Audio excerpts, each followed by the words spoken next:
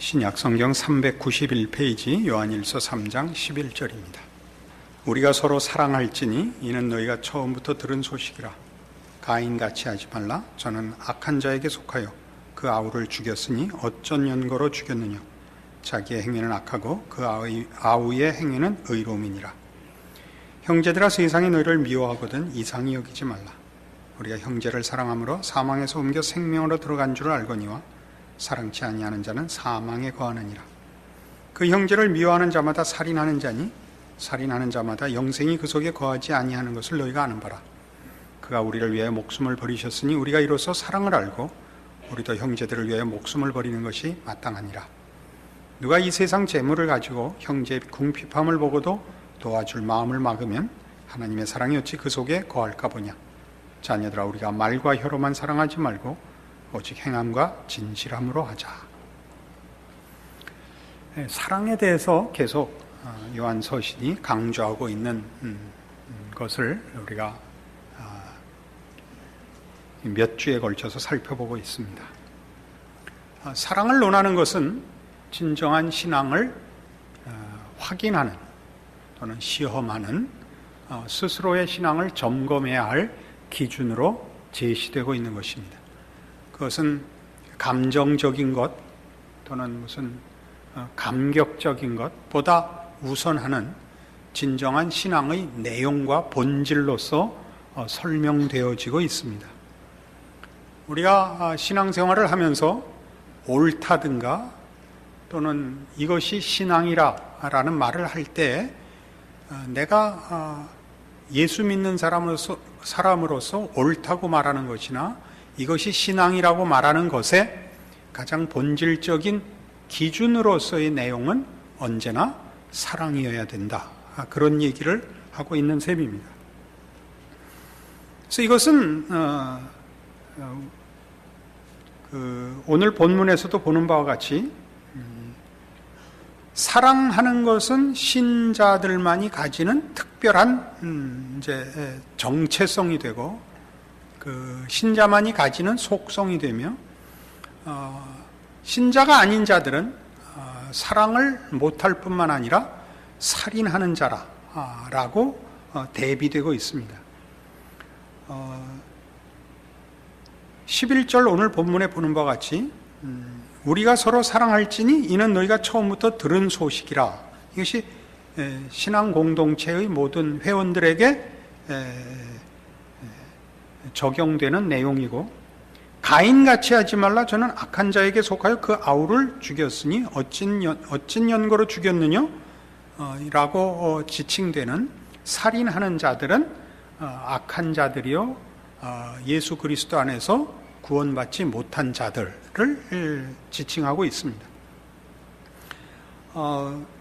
14절로 오면 우리가 형제를 사랑함으로 사망에서 옮겨 생명으로 들어간 줄을 알고 사랑치 아니하는 자는 사망에 거한다고 또 나누고 있습니다. 그 형제를 미워하는 자마다 살인하는 자니 살인하는 자마다 영생이 그 속에 거하지 아니하는 것을 너희가 아는 바라. 이렇게 나누고 있습니다. 그래서 이제 우리 신자들의 그 진정한 속성 또는 본질 확인을 사랑으로 해야 하고, 사랑에 속하지 않으면 그는 아직도 영생에 속하지 않으며 예수 안에 있지 않다라고 말할 수 있습니다. 물론 이렇게 극단적인 이분법으로 신자들을 나눌 수는 없습니다. 신앙이 어려서 또는 신앙상의 이해가 충분치 않아서 구원함을 얻었고 영생을 소유하고 있으나 사랑에 충분히 필요한 만큼 또는 꼭 해야 하는 수준만큼 사랑을 이해하거나 발휘하지 못할 수 있습니다. 그러나 지금 이 요한 서신에서 이 문제를 이렇게까지 좀 심하다 싶을 만큼 강조하는 이유는 우리가 신앙적인 점검을 하거나 기준을 설정하거나 판단을 할 때에 언제나 사랑으로서 판단해라. 그것이 아무리 옳고 아무리 명분 있는 것이라 할지라도 거기에 사랑의 요소가 빠져 있으면 잘못 가는 것이라 라는 얘기를 하고 있는 셈입니다. 그래서 우리는 이 문제에 그 반대편에 속하는 것을 조금 더 철저히 확인해 볼 필요가 있습니다. 그건 뭐냐 하면 14절에 있는 바와 같이, 아니 15절이죠. 그 형제를 미워하는 자마다 살인하는 자요, 살인하는 자는 영생에 속하지 못한다 하는 이 부분입니다. 미워하는 것, 살인하는 것은 우리 사랑하는 것, 우리 신자들의 사랑이라는 것과 대비되는 가장 분명한 불신앙의 표본이고, 그런 차원에서 신자가 신앙적인 열심을 가진다고 스스로 믿으면서도 미움으로 살인으로 갈 수 있다는 것을 우리 스스로 점검해야 합니다. 우리가 갈라디아서 5장에서 보는 성령의 열매의 그 나열은 성령을 쫓고 있는지 육체를 쫓고 있는지를 판별하는 하나의 구별법이었습니다. 옳은 일을 하고 있고 명분 있는 일을 하고 있음에도 불구하고 열매가 분노와 질투와 당짓는 것으로 나타나거든 육체를 쫓고 있는 줄 알아라 하는 것 때문에 등장했었습니다. 참다운 구원을 얻은 사람이냐 그렇지 않은 사람이냐를 구별하자는 것이 아니라 자기는 열심을 냈고 올바른 길을 가려고 했는데도 잘못 가고 있을 수 있다는 것을 가르치고, 또 그렇게 누가 신앙의 진정한 핵심되는 이 주제를 떠나서 다른 것으로 신앙을 흔들 수 있기 때문에 지금 이 사도 요한의 서신을 받는 이 믿음의 공동체나 어느 시대의 신앙 공동체 내에도 이런 신앙의 진정한 핵심을 놓고 다른 것을 붙잡고 신앙의 경쟁을 하거나 서로 정죄하는 일이 비일비재했기 때문에 이 권면이 지금 등장하고 있습니다. 그래서 우리 모두가 이 살인하는 자, 가인에게 속한 자를 한번 확인해 볼 필요가 있습니다. 마태복음 5장입니다. 마태복음 5장 21절입니다. 옛사람에게 말한 바 살인치 말라. 누구든지 살인하면 심판을 받게 되리라 하였다는 것을 너희가 들었으나 나는 너희에게 이르노니 형제에게 노하는 자마다 심판을 받게 되고 형제를 대하여 라가라 하는 자는 공회에 잡히게 되고 미련한 놈이라 하는 자는 지옥불에 들어가게 되리라. 그러므로 예물을 제단에 드리다가 거기서 내 형제에게 원망 들을 만한 일이 있는 줄 생각나거든 예물을 제단 앞에 두고 먼저 가서 형제와 화목하고 그 후에 와서 예물을 드리라.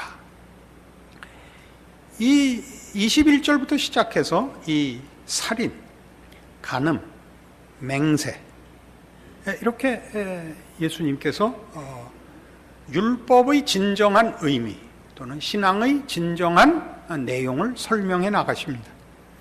이 내용은 다 20절에 있는 내가 너희에게 이르노니 너희 의가 서기관과 바리새인보다 더 낫지 못하면 결단코 천국에 들어가지 못하리라 를 설명하는 부분이기도 합니다. 서기관과 바리새인들은 율법을 문자적으로 지켰습니다. 내용적으로 지키지 못하고, 그래서 겉으로 지키고 속으로는 지키지 못했습니다. 율법이 우리에게 가르치는 바는 예수님께서 친히 설명하신 바와 같이 내 목숨을 다하고 뜻을 다하고 정성을 다하여 주 너의 하나님을 사랑하라. 둘째는 그와 같으니 네 이웃을 사랑하라 였습니다. 그러니까 율법이 정하는 부정적인 이 금령들은 다 긍정적이고 적극적으로 이해하자면 다 하나님을 사랑하고 우리 이웃을 사랑하라는 그 내용으로 집약될 수 있습니다.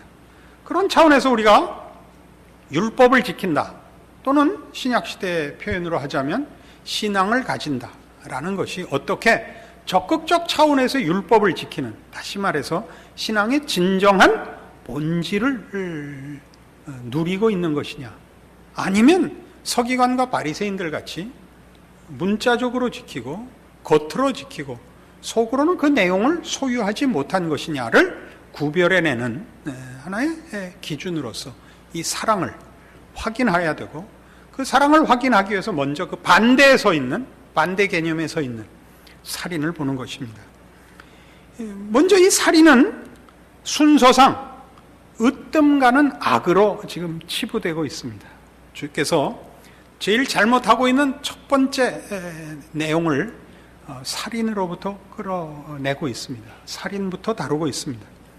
그런데 이 살인은 무엇 때문에 일어나느냐 하면 22절에 있는 바와 같이 형제에게 노하는 것으로부터 시작을 하여 그 분노가 맺는 결과로 예수님께서 설명하십니다. 분노하고 그 다음에는 경멸하는 것. 22절을 보죠.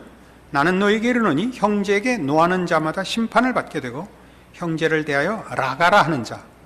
라가라는 뜻은 무슨 바보라는 뜻입니다. 하는 자는 공회에 잡히게 되고 미련한 놈이라 하는 자는 지옥불에 들어가게 되리라. 그래서 이 분노를 다루고 있습니다. 분노의 이 결과가 살인이라 이렇게 가르치는 셈이요. 또 분노의 한 형태로서 경멸을 다루고 있습니다. 우리 이 부분을 조금 자세히 살펴볼 필요가 있습니다. 분노란 뭐냐면 내 의지의 방해 세력에 대한 경고를 말합니다. 내 의지의 방해 세력에 대한 경고. 이것이 분노입니다. 근데 이 분노는 미처 생각할 겨를도 없이 즉각적으로 타오르는 저항입니다. 이게 분노입니다. 내 의지에 반대되는 세력에 대한 생각할 틈 없이 일어나는 즉각적인 저항. 이것이 분노입니다. 그 저항이 심해지면 살인으로까지 가는 것입니다. 심해지면이라는 것은 그 정도가 더 심해졌다는 의미가 아니고 어떤 도움을 받지 않으면 그냥 놔두면 당연히 그 결과를 맺을 것입니다. 문제는 이 분노가 살인이라는 자리까지, 즉 악한 일로 급속히 비화된다는 사실입니다. 분노는 불끈하고 많은 적이 없습니다. 여러분 다 경험해 보셔서 아셨겠지만 그러면 아시고 지금도 있겠지만 분노는 끊임없이 자기를 정당화하고 상대방이 분노의 대상이 된 것이 당연하다는 자기 설득을 만들어냅니다. 그 분노는 그래서 혼자 화를 내는 적이 없고 동지들을 규합하는 법입니다. 그러니까 내가 누구에게 화가 났는데 그 화가 얼마나 정당한 것인가를 만들어내는 것이 분노가 이제 그 분노를 터뜨리기 위해서 하는 과정입니다. 가만히 있다가 찌르는 사람이 사실은 제일 무섭습니다. 그런 사람도 덜어 있습니다. 그러나 거의 대부분은 그 분노를 정당화시키는 과정을 가지며 그 정당화시키는 과정에서 자신을 정당화하고 상대방이 벌을 받아 마땅하다는 일을 이제 각색하게 됩니다. 과장하거나 상대방의 실수를 과장하거나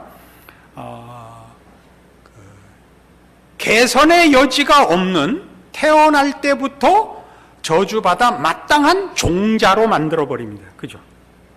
안 해본 것 같은 표정을 지으시면 안 됩니다. 그냥 가만히 계시는 거는 괜찮은데 세상에서 처음 그런 얘기를 듣고 난 한 번도 해본 적이 없는데 그런 사람들이 있구나 하는 표정은 안 됩니다. 우리 모두가 갖고 있는 본성입니다. 단, 좀 속 깊은 사람은 들키지 않았을 뿐입니다. 교묘하게 해서, 그리고 단순한 사람일수록 속을 다 들켜서 저 사람은 왜 저렇게 화르르 불이 붙나, 그래서 동지 규합에 실패를 하는 것이지 누구나 같은 과정을 겪는다고 합니다.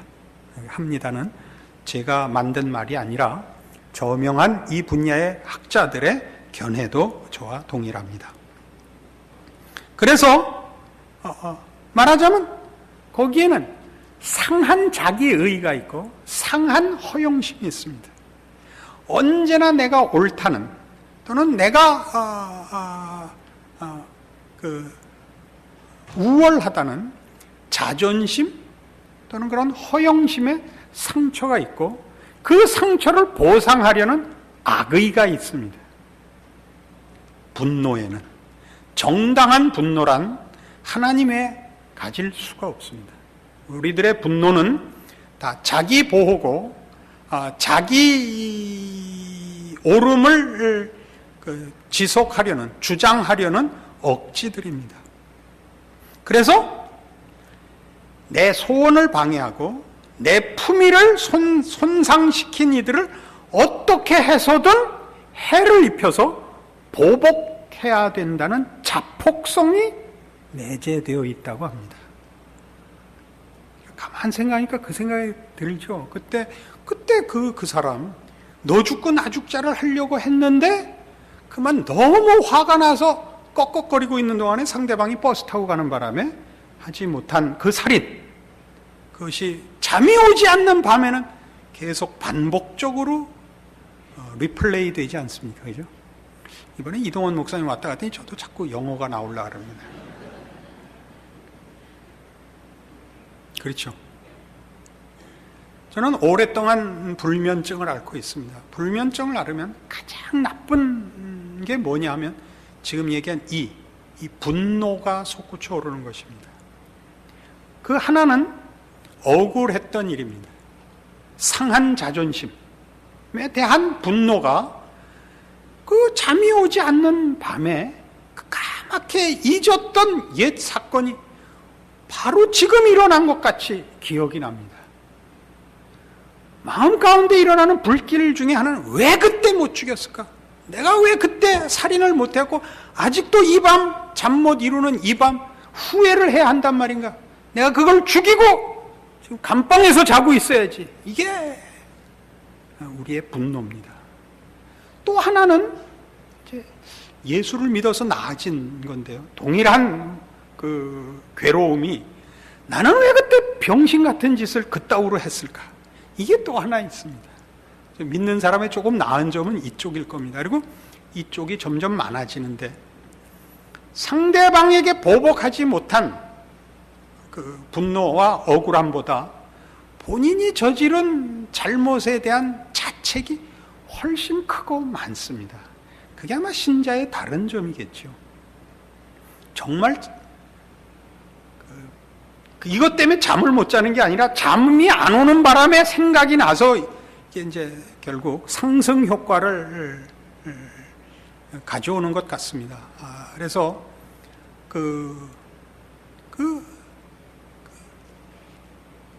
스스로 모든 인간이 죄인이며 하나님 앞에 은혜를 필요로 하고 용서를 필요로 한다는 것을 인간이라고 말을 할 수 없는 경지에 가게 됩니다. 내가 어느 누구보다도 내가 이렇게 사도 바울이 내가 죄인 중에 괴순이라는 그 경지에 아니 갈 수가 없습니다. 신앙이 좋아서가 아니라 하나님이 그 문제를 나에게 확인시켜서 스스로 맞습니다. 저는 대책이 없습니다라는 고백을 아마 하게 하시는 줄로 압니다. 이것이 분노입니다. 이 악의를 가지며 자폭성을 가지도록 까지 우리를 몰아붙이는 분노입니다. 이 분노야말로 살인을 결과시키는 거의 유일한 원인이고 동기일 것입니다. 그런데 이것은 지금 마태복음 5장에서 보는 바와 같이 분노는 멸시를 동반합니다. 그러니까 자기의를 보호하는 것과 함께 자기의 분노를 정당화하기 위해서는 상대방이 욕먹어 싸다, 그 죽여도 괜찮다라는 상대방의 비하, 수준 이하의 심판과 정죄를 받아 마땅하다는 그 핑계를 만들어야 합니다. 그것이 상대방에 대한 멸시로 나옵니다. 멸시받아 싸다는 걸로 나오는데, 멸시는 분노보다 더 심한 것은 아닐 수 있지만 분노에 속해 있는 것이죠. 분노보다 더 상대방에게 입히는 그 상처가 큽니다. 죽이는 것보다 더 큰데, 왜냐하면 멸시는 분노보다 더 심하게 사회적 유대 관계를 깬답니다. 우리 이해하기 좋게 하자면 왕따를 시키는 겁니다. 참 큰 문제죠. 여러분 마음속에 생각을 해보십시오. 우리가 진정한 신앙인인가? 라고 물을 때 우리 마음에 누구는 용서할 수 없는 사람이 있고, 그리고 그 사람은 나만 미워하지 않고 우리 아는 모든 공동체가 공동의 적을 삼았으면 좋겠다라는 생각이 든다면 여러분은 신앙인이 아닌 겁니다. 구원을 못 받았다는 뜻이 아니라 구원은 받았으나 하나도 신자다운 데가 없는 겁니다. 즉 서기관과 바리새인의 의보다 나은 것이 없는 신앙 상태인 것입니다. 살인은 안 했을지라도 사실상 살인한 자 이상의 자리에 가 있는, 참으로 하나님의 백성으로 거듭난 자가 가져야 하는 진정한 복, 사랑을 누리지 못하는 자라는 사실을 확인하셔야 됩니다. 그래서 이 문제를 지금 마태복음 5장에서 보면 어디로 끌고 가느냐 하면 23절에 그러므로 라고 결론을 짓습니다. 예물을 제단에 드리다가 거기서 네 형제에게 원망 들을 만한 일이 있는 줄 생각나거든 예물을 제단 앞에 두고 먼저 가서 형제와 화목하고 그 후에 와서 예물을 드리라. 왜 이런 얘기를 하죠? 종교 행위 정도로 때우지 마라 이겁니다. 기독교 신앙의 내용을 종교적인 형태나 어떤 행위나 명분으로 때울 수는 없다 이겁니다. 기독교 신앙의 그 본질적인 것은 그 신앙의 내용이 각 영혼과 인격의 내용이 되어야 한다는 사실입니다. 우리 공동체의 내용이 아니고 각 개인 각자가 그의 신앙 고백을 자신의 성품과 속성으로 가지지 않는 한 그것은 의미가 없습니다. 예를 들면 대한민국 사람의 50%가 담배를 핀다고 합시다. 그럼 각각이 50%씩 담배를 피는 건 아닙니다. 피는 자는 100% 피고 안 피우는 자는 100% 안 피우는 겁니다. 우리 교회 성도들의 50%가 사랑을 신앙의 가장 중요한 내용으로 알고 있다는 것은 각각 50% 정도만 알고 있는 것이 아니라 누구는 100%고 누구는 꽝일 것입니다. 매우 중요한 문제입니다. 그러니까 사랑이란 뭐냐 할 때 우리가 무엇부터 확인해야 됐었다고요? 예수 안에서 구원받은 자의 진정한 영적 내용, 구원받은 내용으로 들어가 볼 때 그것은 사랑이 최고의 본질이었고, 그러니까 구원을 받지 못한 자에게는 이 사랑이 들어갈 자리가 없으며 그들은 살인한 자였다. 살인한 자라는 것은 이렇게 미움으로 점철되어 있는, 분노로 점철되어 있는, 자기와 주변 사람들을 다 함께 죽이는 자폭성에 붙잡혀 있는. 그래서 오늘 우리 본문에서는 뭐라고 되어 있느냐 하면, 다시 본문으로 요한일서 3장으로 돌아오시면 3장 14절, 우리가 형제를 사랑함으로 사망에서 옮겨 생명으로 들어간 줄을 알거니와 사랑치 아니하는 자는 사망에 거하느니라. 그 자신도 죽어 있고 남도 죽이는 자인 것입니다. 사망에 거하고 있습니다.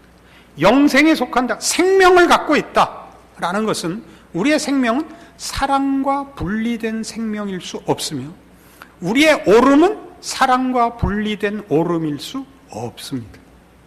이것이 이 요한서신이 가르치는 내용입니다.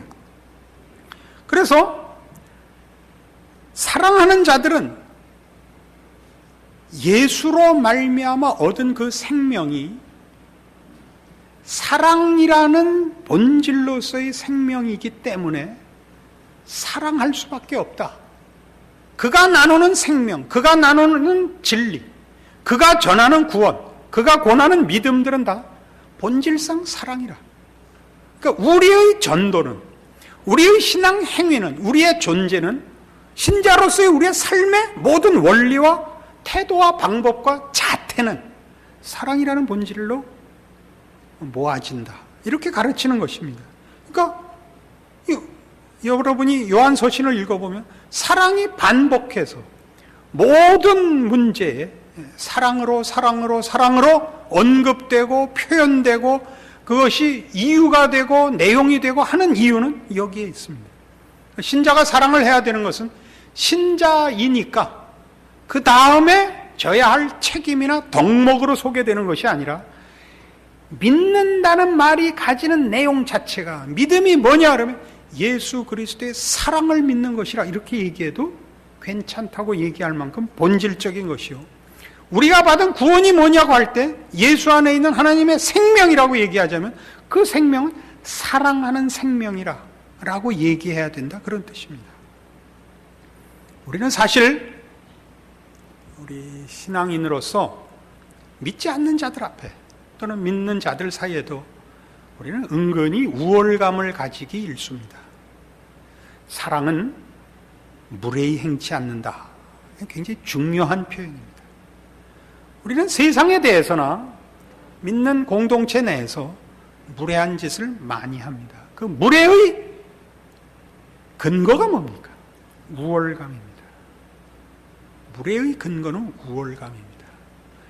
여러분 서양에 여행을 가시거나 뭐 이런저런 이유로 다녀보시면 누구나 이렇게 저렇게 직접적으로 간접적으로 당해보신 일이 인종차별입니다.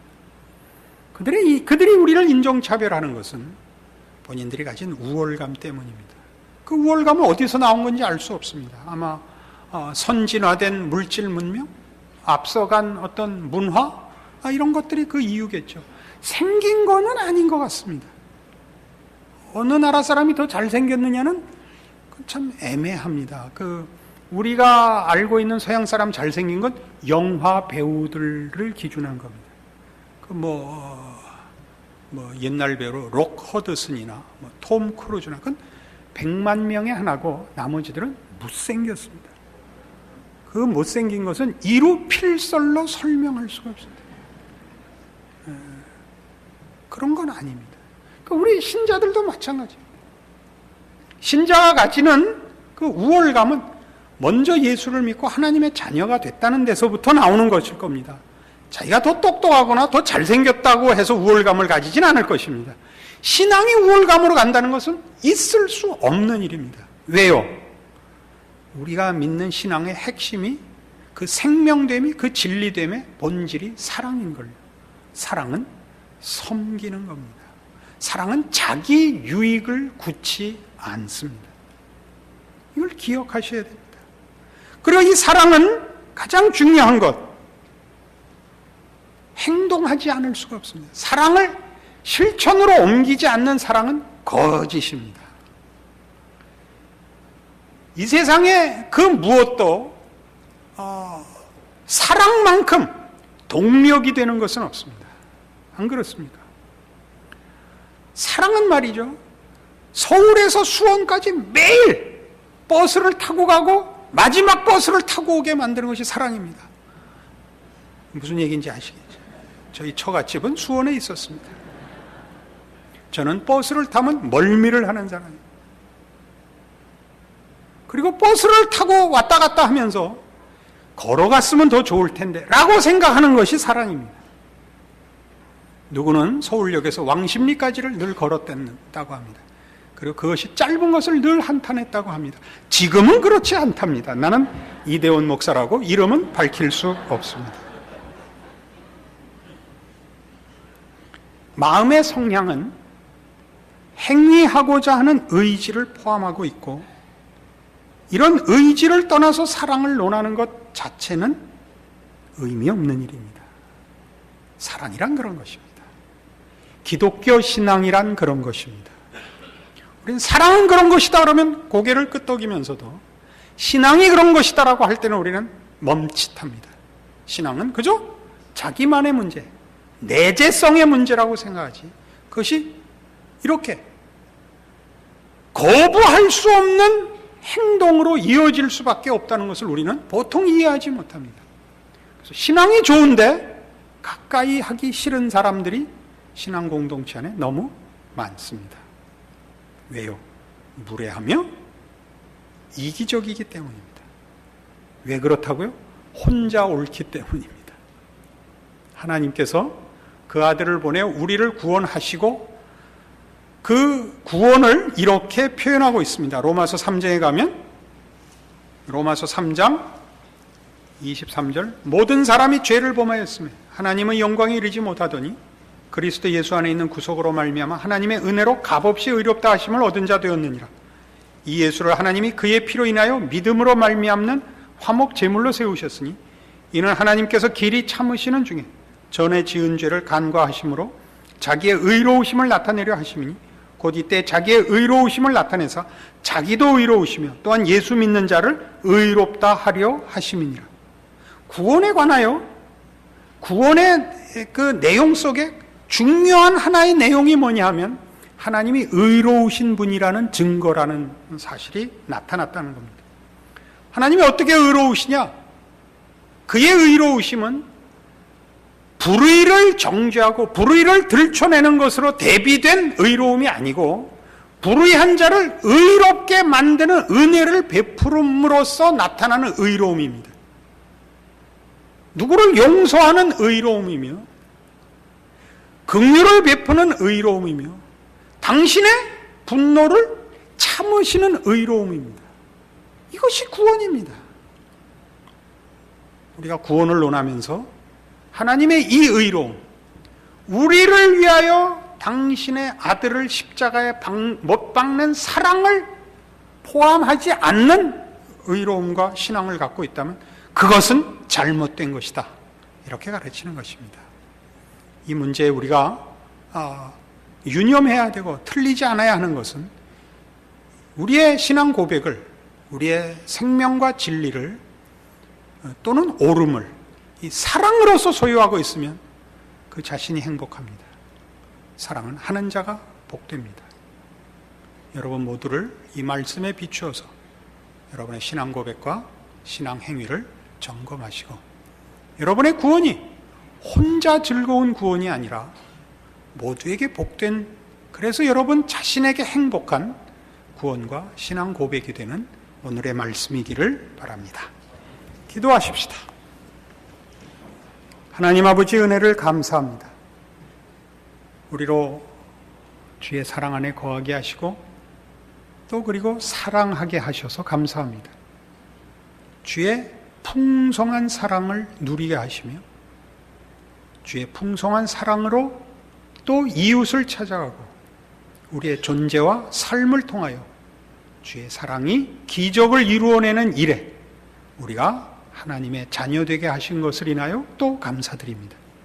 우리 마음에 미움을 몰아내고 저 사망에 속한 분노를 몰아내고 이기심과 자긍심을 몰아내고 주 예수 안에 있는 하나님의 사랑에 거하는 진정한 믿음을 가지게 하시며 사랑을 실천하게 하사 주를 믿는다 고백하는 고백이 갖는 큰 기적들을 누리고 사는 저희들 되게 하여 주시옵소서. 예수님 이름으로 기도합니다. 아멘.